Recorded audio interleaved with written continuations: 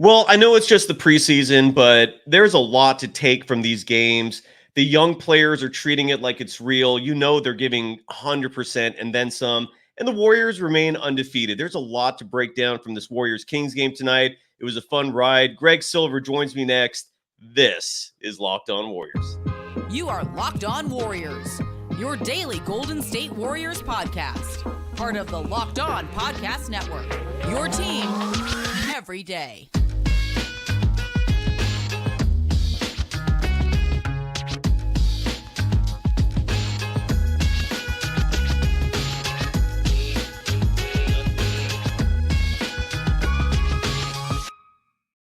Thank you for making Locked On Warriors your first listen every day. We're free and available wherever you get podcasts and on YouTube. In fact, YouTube is where you can only find our exclusive live shows. We're part of the Locked On Podcast Network, your team every day. And today's episode is brought to you by Game Time, a fantastic resource with the NBA season just around the corner. For any event, Game Time is where you want to go to get tickets. Download the Game Time app, create an account, and use the code LOCKEDONNBA for $20 off your first purchase. Again, download the Game Time app, use the code LOCKEDONNBA for $20 off your first purchase. You can follow Greg Silver on Twitter at Greg O Silver. The O is OH, and over on Threads, where my friend, I do not see you. How did you do that? What the hell just happened there? Wow, how did I do that? That was incredible. Did you do that?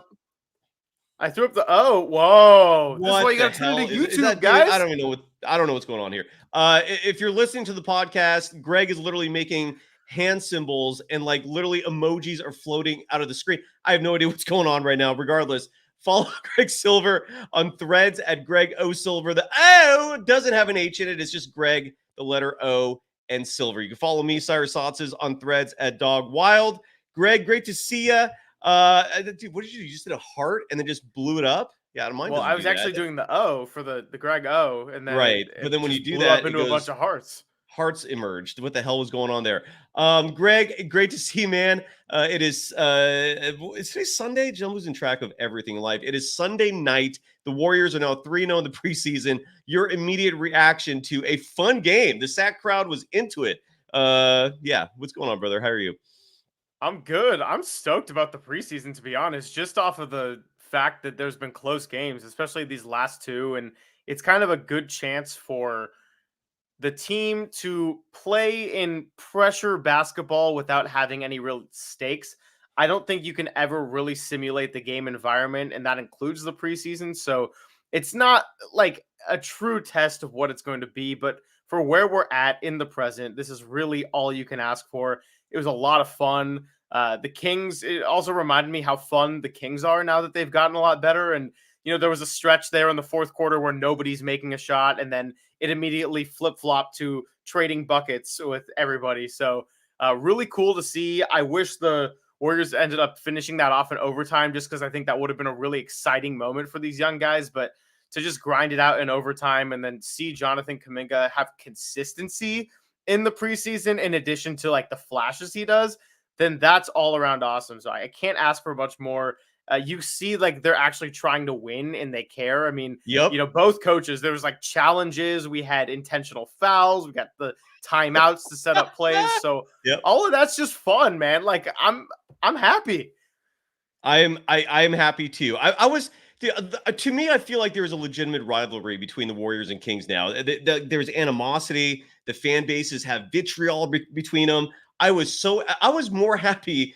What made me more happy than the Warriors winning was seeing the Kings fans lose. Like, that was my favorite part of the night, was that entire arena being disappointed. That brought joy to me. Whether that makes me sadistic, who knows? Maybe I'm twisted, but regardless. Oh, I don't know about that for me. I mean, part of it is I grew up close to Sacramento, so love them anyway. But they've suffered enough. Like, they've suffered enough. It's a preseason game. I don't need to see them sad. I'll take the win. But yeah, they annoy me. Yeah, that fan base annoys me. I love seeing them lose to the Warriors every single time. But that, in my opinion, that is a real rivalry right now. But let's get into this. First things first. I got a lot of notes from tonight's game. Lost a lot of notes. That's part of why we had a few minute delay there. I literally sit there and observe the game as carefully as can be. I collect a lot of information, and then it just went poof on me tonight. So I do apologize if I'm not as normally chock full of information as usual, but I do have some stuff here. First things first, Jonathan Kuminga is a much better player than he was the first 2 years. He's getting a run. Tonight he had 34 minutes, I believe. Once again, led the team in scoring, if I'm not mistaken. 28 points in 34 minutes of play. 7 of 18 from the field. Was just 1 of 4 from beyond the arc. A weaker night for him in terms of three-point shooting, but he went to the line a buttload of times, had 17 free throw attempts, making 13 of them. That is very encouraging to see, considering this team struggled a lot last year in terms of visits to the free throw line and free throw attempts. I believe they were worst in the NBA in that department. And he went 13 for 17, so he made most of them. He grabbed 6 rebounds. Some of those rebounds were big. I mean, he was fighting for those things. We'll get more into details about that. Led the team in plus minus, finished a plus 11. But I think what I'm taking from Kuminga more than anything else is that this is a player that belongs now. Like whatever we saw last year, him not even getting minutes in the Lakers series. I'm not going to go back there. It's time to move forward.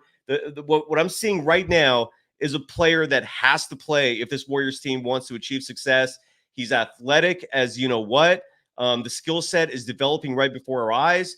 If you love the Warriors, you have to love what you're seeing with Jonathan Kuminga. What are your thoughts with Kuminga through these first 3 games? Again, tonight, 28 points, 6 rebounds, and 13 of 17 from the free throw line. Well, look, it is time to move forward, and I think the Warriors know that. I think that's been their mindset for the entire offseason, that maybe they had the 2-track plan in mind when they won that 4th championship and everything was going to be glorious again, and then reality set in a little bit, and that didn't happen, and that's okay. Like, we are moving forward, and I think they understand that with Kuminga, that this is the boom or bust year for a guy that they invested a lot in. Like, that didn't really work out with James Wiseman. They ended up trading him. They didn't want to play him. They didn't trust him to play defense. He was injured. However you want to spin it, he's not going to be a part of the Dubs' future. But Jonathan Kuminga and Moses Moody absolutely still could be. And Kuminga's got so much potential. So what we're seeing in the preseason, it's not just the stats. Like when you say, oh, he didn't shoot great from 3 tonight, I don't care about that. I care that he was aggressive. Getting to the line 17 times is big. I like that he tried to drive in at the end of regulation. I know the ball got knocked out of bounds and it ends up going to overtime, but just it's a mentality thing. Like it really is for this Warriors team, because they understand that time is precious.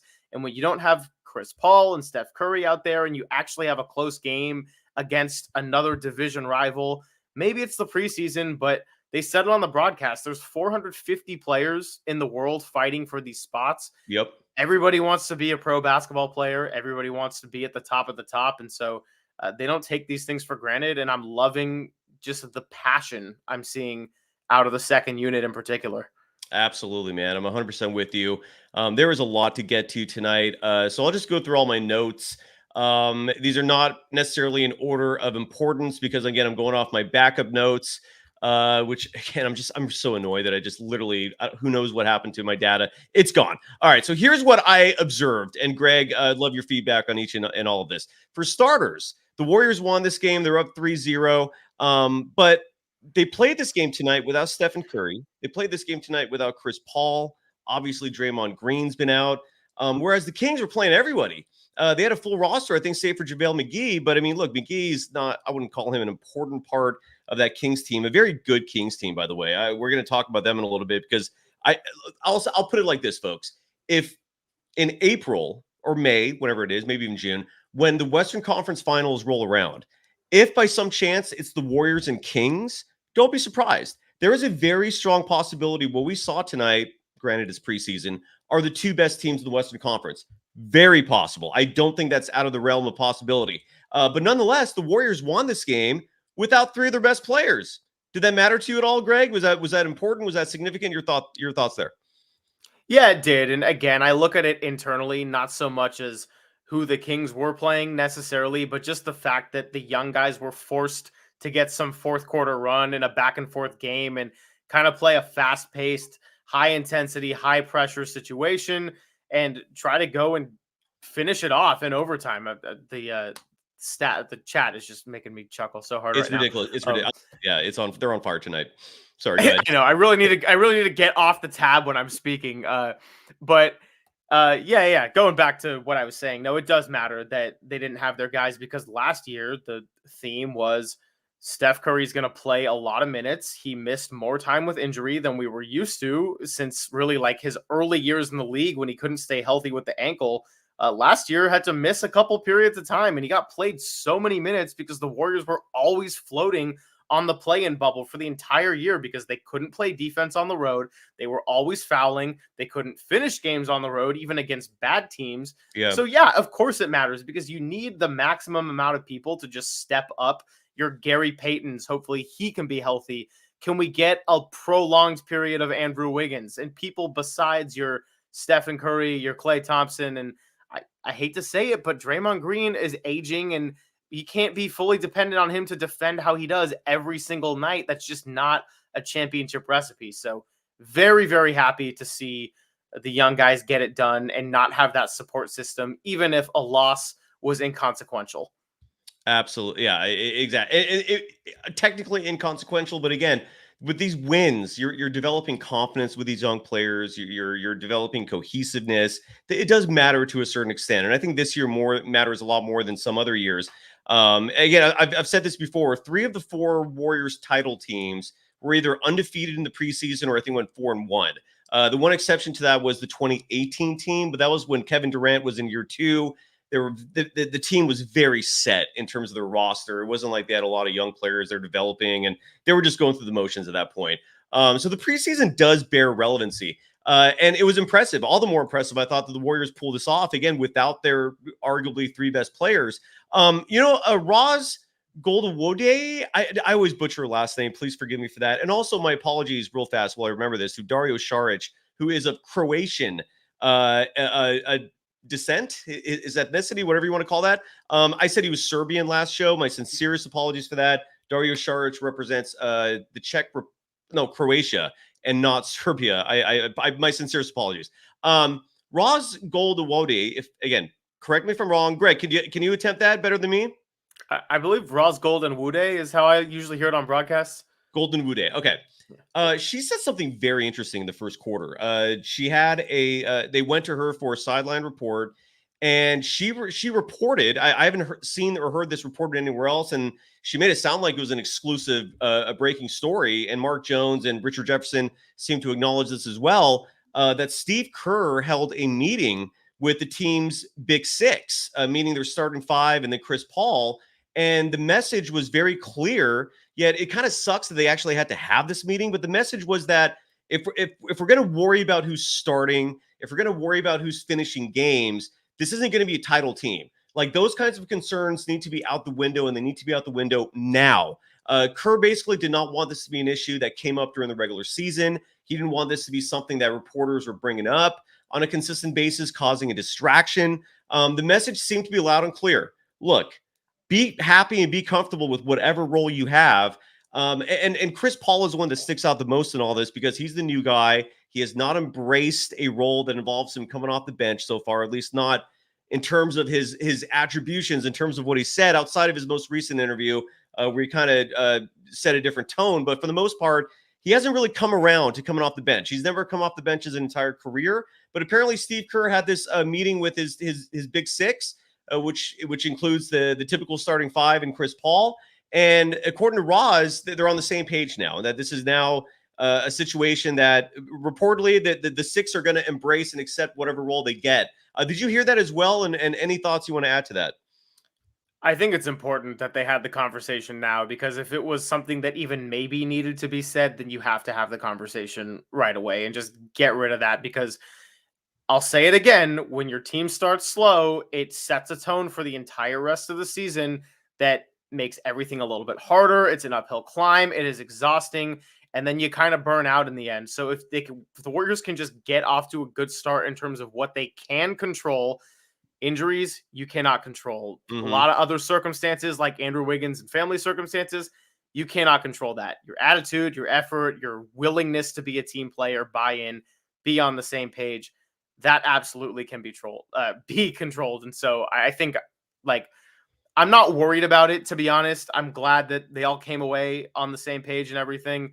Actually, I have to say, I know Draymond is probably, like, personality-wise, the strongest personality and the most likely to maybe throw a fit about it of the returners.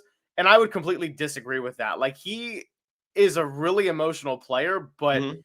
he's going to take whatever role comes to him, and he doesn't really care about stats anymore. Even in the playoffs, like, he was suspended a game and then immediately goes to Steve Kerr and is like, I want to come off the bench because we're not benching Looney. So I really think it's probably a Chris Paul thing more than anybody, but singling him out isn't going to do it any good. And I'm not too stressed about it. I'm not.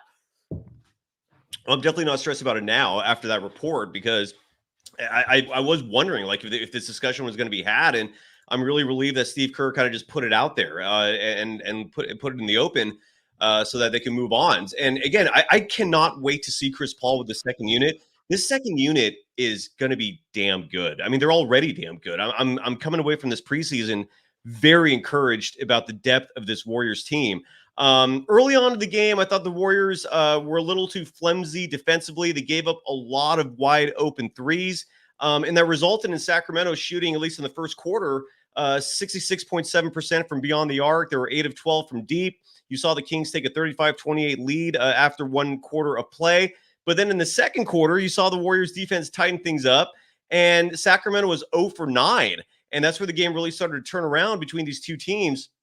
The Warriors tightened up their defense, so I was very encouraged to see that. Andrew Wiggins has had a relatively slow preseason so far, entering tonight, and you saw a heavier minute load for him. He played 22 minutes. Although I don't know if that's heavier than we've seen him play, but he was playing in both halves. We saw him play significant minutes again. 22 minutes for a starter in the preseason is a good chunk. Statistically, I thought he was great. 6 for 11 from the field, was 3 for 5 from beyond the arc, was 5 for 7 from the free throw line. Grabbed 2 rebounds, had 2 assists, only had 1 turnover, finished the game with 20 points. Those stats are a little surprising. Like if you just watched him play tonight, I don't know if you would guess that he put up those kind of numbers, but he did. He looked a lot better than the first 2 games. I echo those same sentiments for Klay Thompson. What are your thoughts about Andrew? Oh, shoot. I didn't realize how late we were. When we come back, sorry, I completely lost track of time. When we come back, give me your thoughts on Andrew Wiggins. We'll also talk about Klay Thompson. Did not realize how late into the show we were today. That is my bad entirely. Got to give some love real fast. I don't do this normally. I am off my game tonight. Let's start off with game time. And again, right now, this is the time of year where the NBA season is just around the corner. We got football every weekend. We got concerts. There's events all over the place, and you need tickets for those events. And that's where Game Time comes into play. This is a sponsor that I especially love because it's easy for me to sell it. They've got a low price guarantee, folks, meaning if you buy your tickets from Game Time and then you see another set of tickets in the same row in the same section for a cheaper price, they will match it. That is huge. That's a low price guarantee. Their app is phenomenal in terms of the visuals and the multimedia elements, being able to see exactly what your view is going to look like from the tickets you're considering buying. And you shouldn't have to worry about buying tickets to your next big event. And that's another reason why Game Time is huge. They've got supply. They rarely, if ever, sell out. They got killer last minute deals. They got all-in prices. And again, the best price guarantee means they are the way to go when it comes to buying tickets. So download the Game Time app, create an account, and use the code LOCKEDONNBA for $20 off your first purchase. Terms apply. Again, create an account and redeem the code LOCKEDONNBA. That's LOCKEDON NBA for $20 off. Download Game Time today. Last minute tickets, lowest price, guaranteed. You are Locked On Warriors, your daily Golden State Warriors podcast. Part of the Locked On Podcast Network, your team every day. Thank you for making Locked On Warriors your first listen every day. For the everydayers, this week's schedule is set. We're recording this live on Sunday night, so this will constitute our Monday show. Kylan Mills will join the program Tuesday and Wednesday. Greg, you might appreciate our lineup for Thursday. I got 2 Hall of Famers joining this program on Thursday. I got Rick Barry and former Golden State Warriors head coach, Hall of Fame head coach, George Karl. What I'm particularly going to be interested in, because I wanted to talk about this with George for a long time, back in 1987, the Golden State Warriors played the Utah Jazz in the playoffs, and I believe they upset them. The Warriors were notorious for pulling off these big upsets in the 80s and early 90s. They upset the Sonics, they upset the Spurs, the Admirals, San Antonio Spurs. They upset the Jazz with Karl Malone and John Stockton. This was one of those postseasons. But what nobody knows about is that I believe after it was, I can't remember the game, but we're going to play the clip of it on the show, and I'm going to hear George Karl's response because there was a legendary brawl after one of those games in Utah. It started off with the players fighting each other. George Karl ends up punching a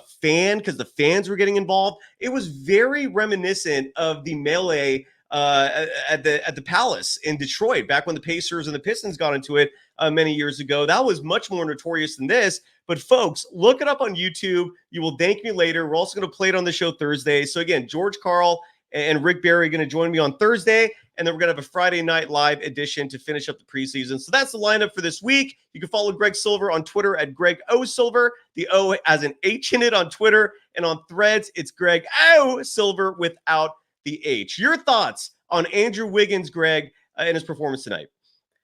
Yeah, I mean, in the preseason, I'm always going to be more concerned with the unproven players than the ones who have proven themselves on the biggest stage. But I think my biggest thing with Wiggins is just wanting to see him out there more, because when he's very much a rhythm player to me. I mean, I know like Steph and Klay are the obvious rhythm players because they are high volume shooters and they're constantly moving around without the basketball.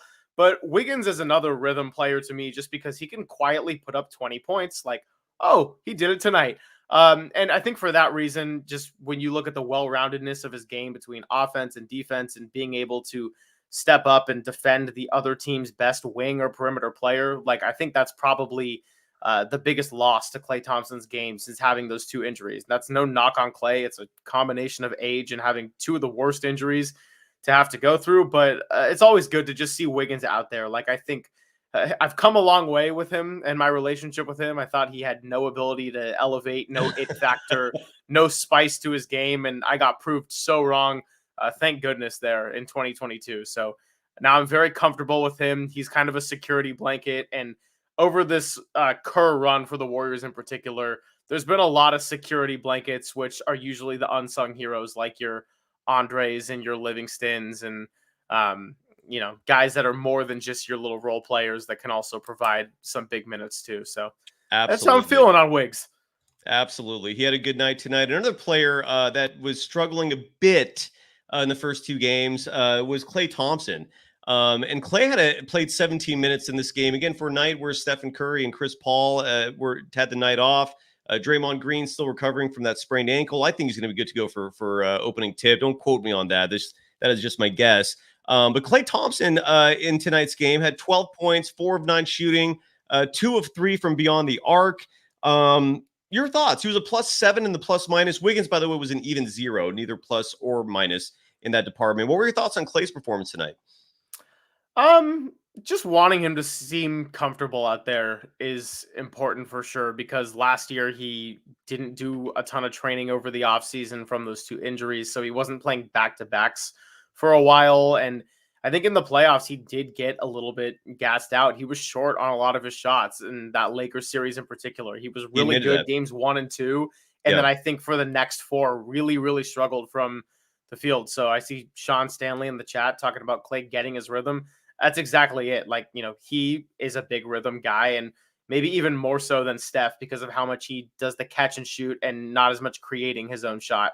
And so I think with Klay, I agree that he will be totally fine. I'm not worried about it. And I know that the contract extension is another big point of discussion, which we can get into some other time possibly. Well, we can do now.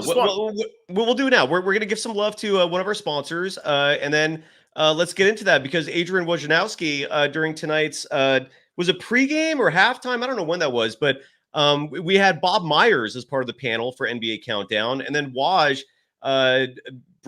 dropped the bomb like he always does about Klay Thompson. We will discuss that topic next, because that is a big story. I don't think we can put that off.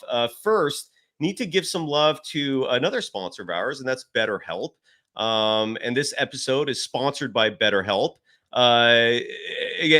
Give online therapy a try at betterhelp.com/lockedonnba and get on your way to being your best self. And look, I recently went through a period in life where my mental health was not the greatest. Unfortunately, most of all of us will have to deal with our parents getting ill. Maybe someday we lose them.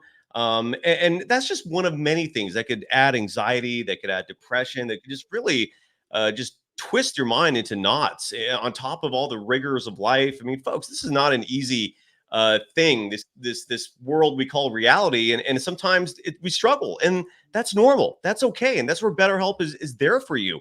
BetterHelp is all about providing you therapists through an online method, so it's a lot easier to find your therapy. You don't have to take time out of your schedule to drive to an office. You don't have to waste gas. It's easy. You're right at home. You can just literally continue just wearing your PJs if you want. If you're thinking of starting therapy, give BetterHelp a try. Again, it's entirely online, so it's convenient, flexible, and suited to your schedule. All you have to do is fill out a brief questionnaire to get matched with a licensed therapist. You can switch therapists at any time for no additional charge, which is another very important facet, because you might not connect with your first therapist. You might not connect with your first 5 therapists. They will work with you to find the right person. So make your brain your friend with BetterHelp. Visit BetterHelp.com/LockedOnNBA today to get 10% off your first month. That's BetterHelp, HELP.com/LockedOnNBA. You are Locked On Warriors, your daily Golden State Warriors podcast. Part of the Locked On Podcast Network, your team every day. Cat is on fire tonight. You can follow Greg Silver on all social media platforms, not all, on Twitter at Greg O Silver. The OH, it's Greg O with an H. On Threads, it's Greg O Silver without the H. Greg O Silver. And you can follow me, Cyrus Saatsaz, on Threads at Dog Wild. I'm trying to get this ad banner off our screen. All right. So Adrian Wojnarowski was on NBA Countdown today and revealed that there is no progress with the contract extension talks between Klay Thompson and the Golden State Warriors. He had reported back in April approximately that Klay was looking for a deal close to the max, which would pay him close to $70 million as a 38-year-old player. The Warriors will not give him that much. The Warriors have made offers to him. That much I can tell you, but they have not been offers that he is satisfied with. Klay Thompson did also conduct an interview recently with Anthony Slater of The Athletic, where he said that he doesn't want a max deal. That's not what he's looking for. He's just looking for a deal that will not hurt the Warriors, but that will translate to fair compensation. But then we get this report from Wash today that talks are going nowhere. And Bob Myers, Greg, why don't you elaborate on what Bob Myers said? Because I feel like you articulated that a lot more clearly than I did during our pregame meeting.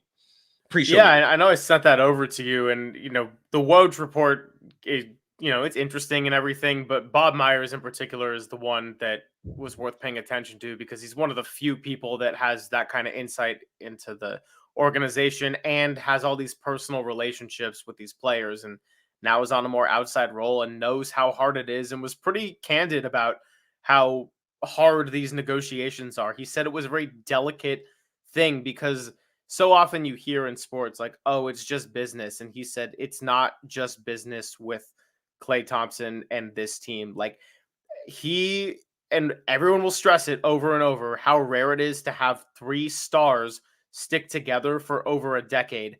That is ridiculous. And, Draymond just got his deal. Steph Curry's probably never going to play for another team. I could say that with about 98% confidence. So Klay's kind of like that other guy and the third guy, and he's had a little bit of a different career path than these other two. He does things differently than Draymond. He missed 2 whole years, and so I don't think they want to depart, but at the same time, there's the luxury tax that adds up that the Warriors are always at the highest of. There's the CBA agreement.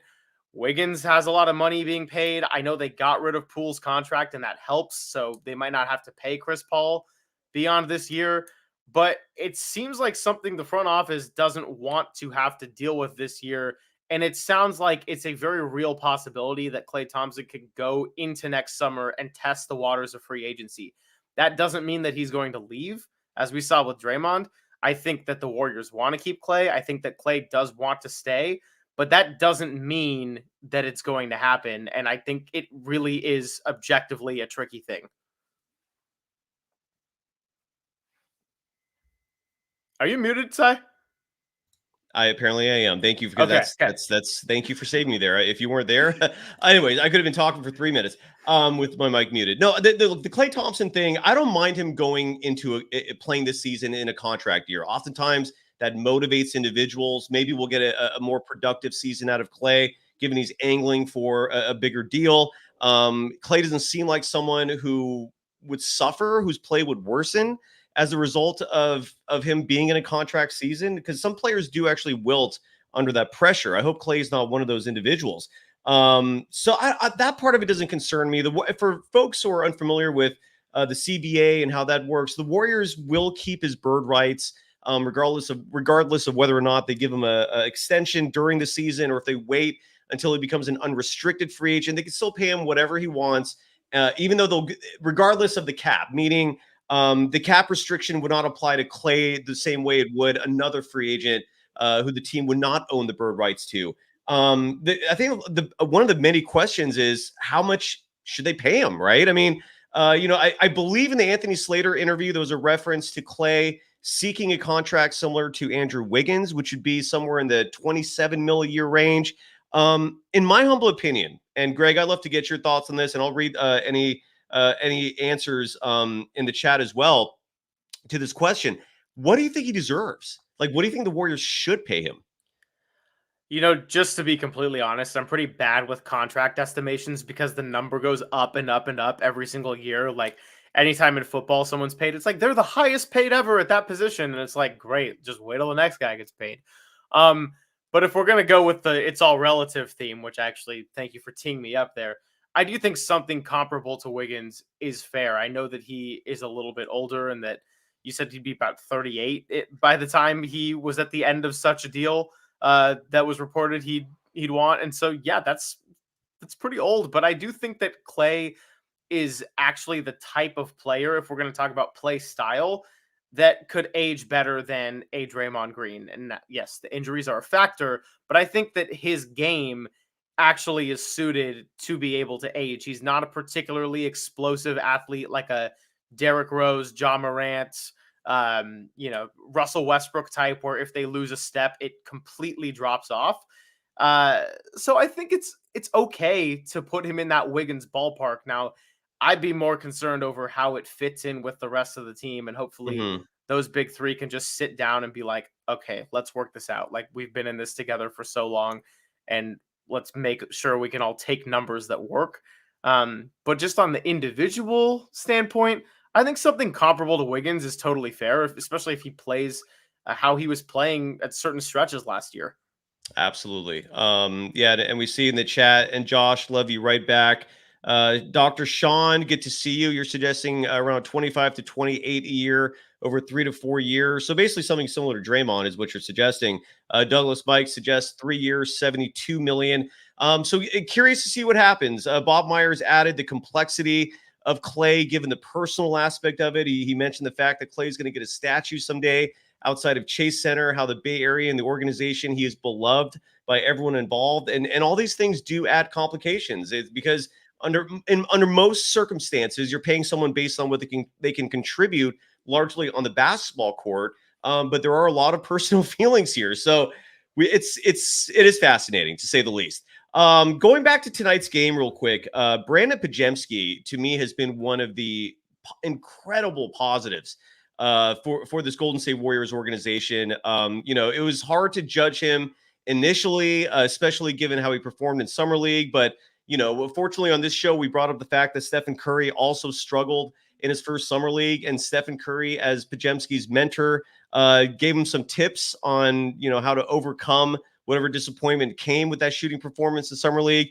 And Podziemski looks like he belongs. He didn't have a great night tonight statistically, only had 4 points. He only shot 1 for 5 from the field. I saw a few people in the chat comment that he hesitated a little too much. He had a few open looks from beyond the arc. I agree with that. I feel like as his game evolves and as he becomes more comfortable and gains experience, you likely will not see him do that. And you'll see that quick trigger where the moment he has an open shot, he'll just take it. I like his release. He's got a really fast release.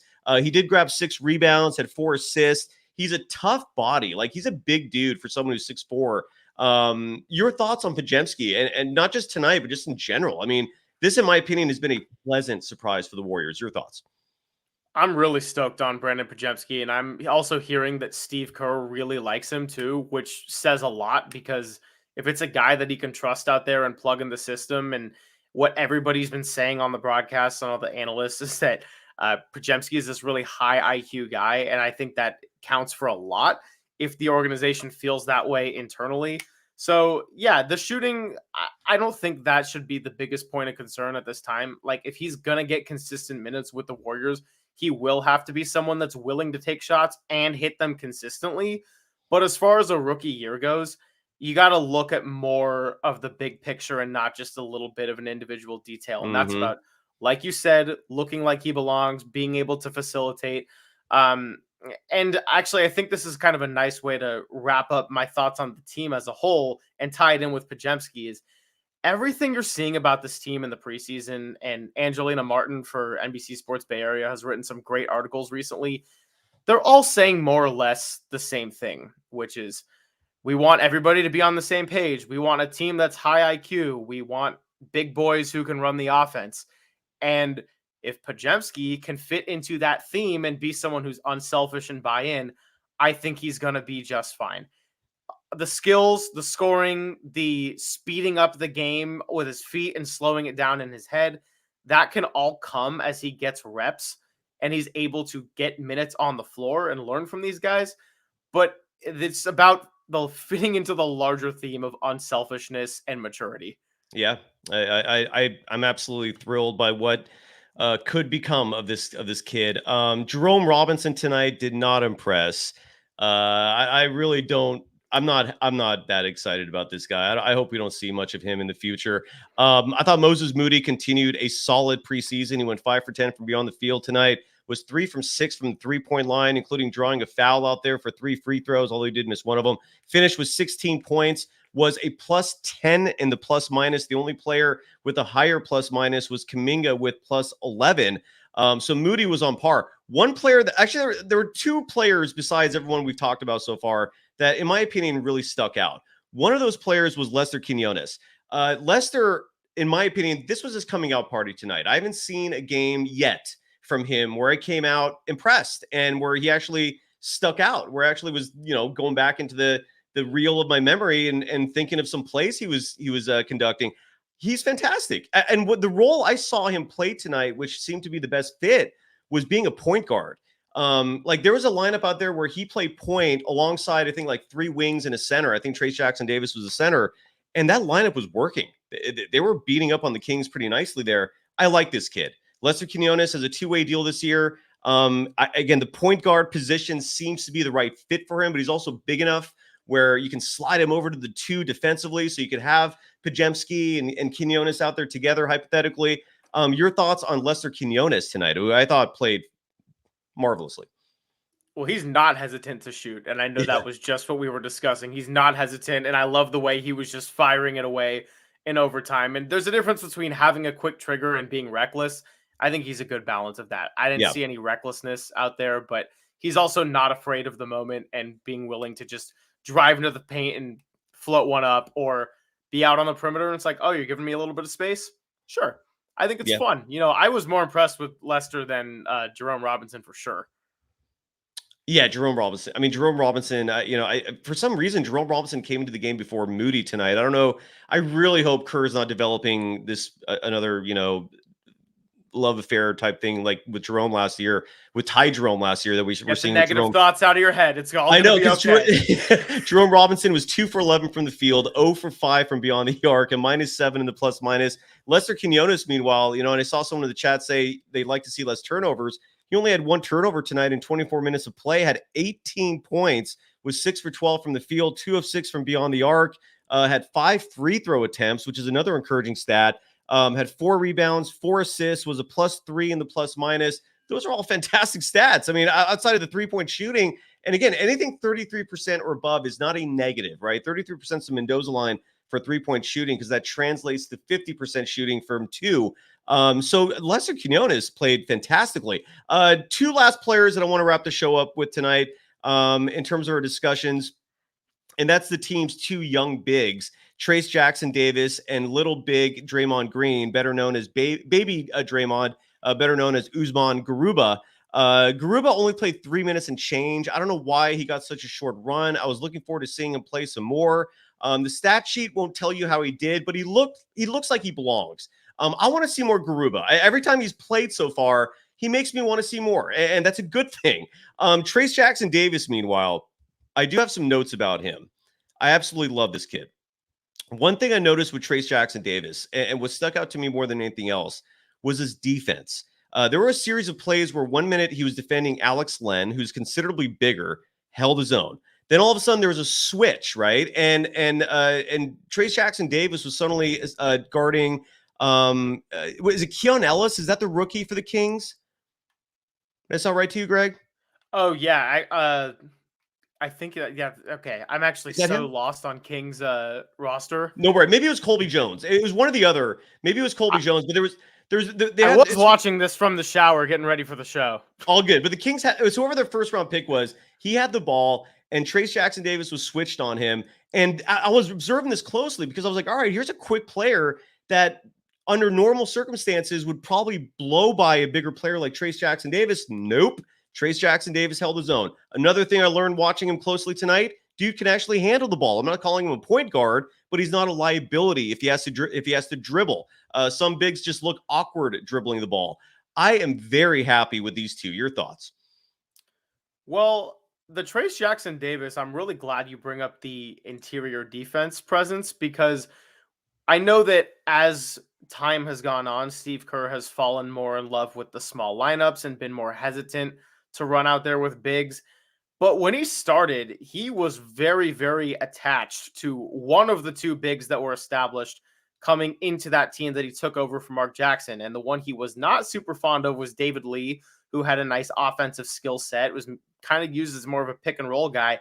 And the one he really liked and relied on as an anchor was Andrew Bogut, and was raving about how he was a paint protector. I know that was a little bit of a differently structured team, and a lot of those guys were younger, but this isn't a foreign thing to this coaching staff, and especially Steve Kerr, to be very high on somebody that can have paint protecting abilities. Mm-hmm. And I think that if they get matched up in a big series with a Denver or a Lakers or anybody we've talked about that has size, we will see a Trace Jackson Davis get minutes, because we've seen guys before.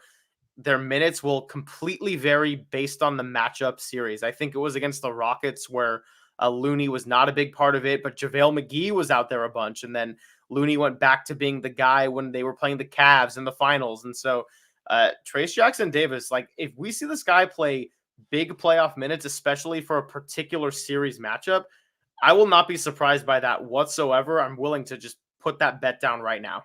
Hell yeah, man. Trace Jackson Davis looks like the real deal. I'm very happy with what I'm seeing so far.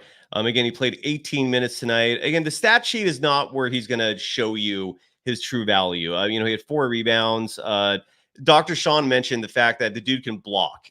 I agree. He's had quite a few of those already this preseason where he just comes out of nowhere and just completely swats the ball away.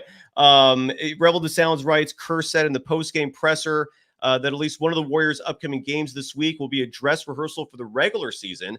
That'll be interesting. So, yeah. So anyways, so Garuba, I hope we see some more of them. But all in all, Greg, I am ecstatic with this team. I'm very optimistic. I know we're just 3 preseason games in. The team remains undefeated. And one of the many encouraging things is not just that the Warriors look good potentially for this season. It's this second unit could be a glimpse to what the Warriors are going to be like 5 years from now. And I'm encouraged. I'm very encouraged. Like 5 years from now, if we have a Jonathan Kuminga at 25, 26 years old, same with Moses Moody, Pajemski would be 24, 25. Trace Jackson Davis would be 27, 28.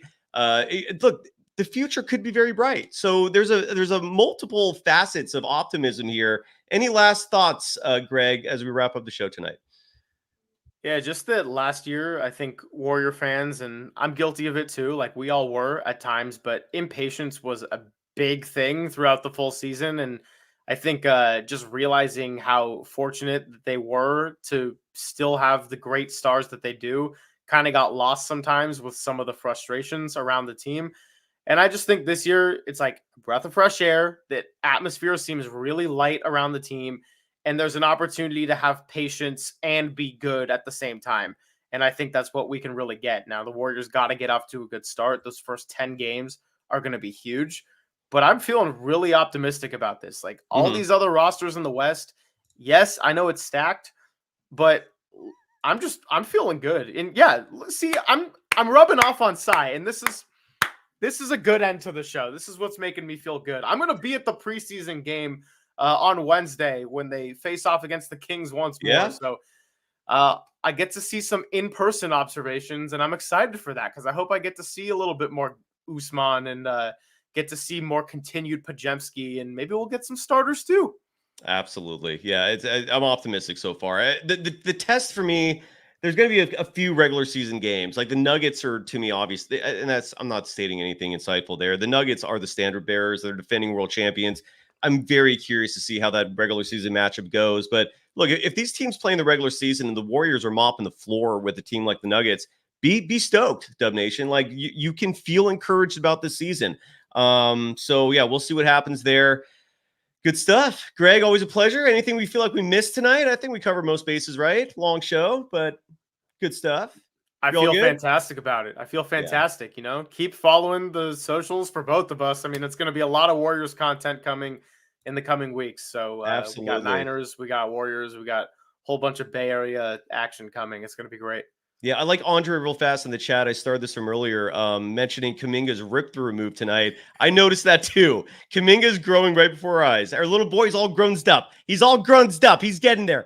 Yeah, I'm ecstatic about this. So the one mystery remains that 14th roster spot. We did not see Rudy Gay play tonight, so who knows what they're going to do with that. But regardless, thanks to everyone for joining us. Greg, always a pleasure to have you again throughout the season. You're on with me weekly. So we'll be back at this before you know it. Thank you, G. Thank you, everyone. Bye-bye. And Greg, you can jump in here if you want anytime. Welcome.